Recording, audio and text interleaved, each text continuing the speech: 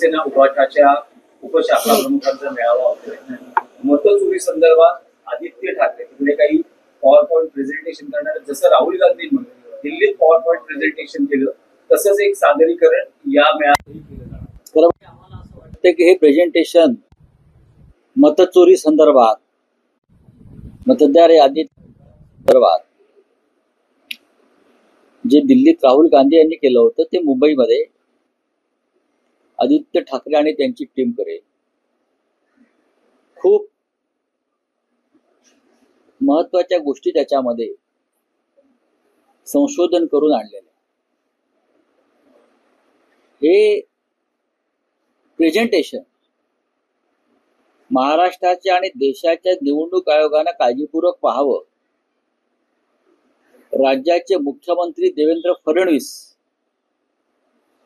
आणि त्यांच्या कॅबिनेटनं मोठ्या पडद्यावर पाहावं. आम्ही व्यवस्था करू आणि महाराष्ट्रामध्ये कशा प्रकारे मतचोरी, व्होट चोरी, याद्यांतील घोटाळा झाला आणि त्या निवडणुका जिंकण्यात आल्या याचं प्रात्यक्षिक त्यांनी अनुभव, म्हणजे राज्यातली लोकशाही कशी खतम केली ह्या लोकांनी, ह्याच लोकांनी जे बसलेत सत्तेवर ते, त्याची कदाचित त्यांना खात्री पटेल की होय आपण लोकशाहीची हत्या केलेली आहे, आपण निवडणुका हायजॅक केलेल्या आहेत. आपण मतदार पुरावे मागतात ना, पुरावे 27 तारखेला पुरावे प्रत्यक्ष तुम्ही पहा. डुप्लिकेट मतदार, स्थलांतरित मतदार, एका एका घरात 100 मतदार, बिनबापाचे. हे काय प्रकार आहे याचं प्रात्यक्षिक स्वतः सरकारनं पाहावं, अनुभवावं, निवडणूक आयोगानं पाहावं, दिल्लीच्या निवडणूक आयोगानं पाहावं आणि देशानं पाहावं. मोर्चा तुम्ही काढताय, त्याआधी काँग्रेस सुद्धा उद्या पत्रकार परिषद याच मुद्द्यावर घेत आहे, मनसेचा मेळावा सुद्धा याच मुद्द्यावर झाला आणि आपला निर्धार मेळावा पण याच मुद्द्यावर होणार आहे. हाच मुद्दा महत्वाचा आहे. निवडणुकीसाठी हाच मुद्दा महाविकास आघाडी आणि मनसेचा असणार, ही स्ट्रॅटेजी तयार केली जाते. बघा, मनसे महाविकास आघाडी या विषयावर वेगळे नाहीये. या विषयावर सर्वपक्षीय लोक काम करतात, सर्वपक्षीय बैठका होत आहेत, सर्वपक्षीय शिष्टमंडळ निवडणूक आयोगाला भेटत आहे आणि सर्वपक्षीय मोर्चा या विषयावर निघतो. प्रत्येक जण आपापली भूमिका मांडताना दिसतोय तुम्हाला. राज ठाकरे यांनी एक मेळावा घेतला त्यांच्या यादी प्रमुखांचा, त्या सुद्धा त्यांनी याच विषयावरती जोर दिला. राहुल गांधी हे सातत्याने या विषयावरच बोलत आहेत. किंबहुना या विषयाला सुरुवातच राहुल गांधी यांनी केली आहे, मान्य केलं पाहिजे. तेजस्वी यादव बिहारमध्ये याच विषयावरती वोट अधिकार यात्रा राहुल गांधींबरोबर त्यांनी काढली आणि वातावरण त्यांनी एक माहोल बनवला. पश्चिम बंगालमध्ये तृणमूल काँग्रेस याच विषयावर निवडणूक आयोगाशी चर्चा करते. संपूर्ण देशामध्ये मतदार यादीतला घोटाळा हा एक अत्यंत गंभीर विषय आहे.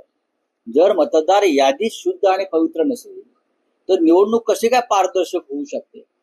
त्याच्यामुळे 1 नोव्हेंबरचा जो मोर्चा आहे तो सर्वपक्षीय मोर्चा आणि त्या मोर्चाची तयारी काल दिवाळी संपलेली आहे.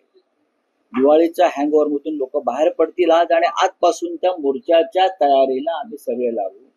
काल माननीय उद्धव ठाकरे आणि माननीय राज ठाकरे यांच्यामध्ये त्या मोर्चाच्या तयारी संदर्भात सविस्तर चर्चा झाली. पुढल्या काही दिवसामध्ये एकत्र येऊन ते चर्चा करतील मीडियाशी, कार्यकर्त्यांशी, आणि हा एक मोर्चा जो आहे हा एक विराट मोर्चा निघेल. निवडणूक आयोगाला दणका देणं गरजेचं आहे. तर निवडणूक आयोग ही भारतीय जनता पक्षाची एक शाखा म्हणून काम करते केंद्रात आणि राज्यात. असं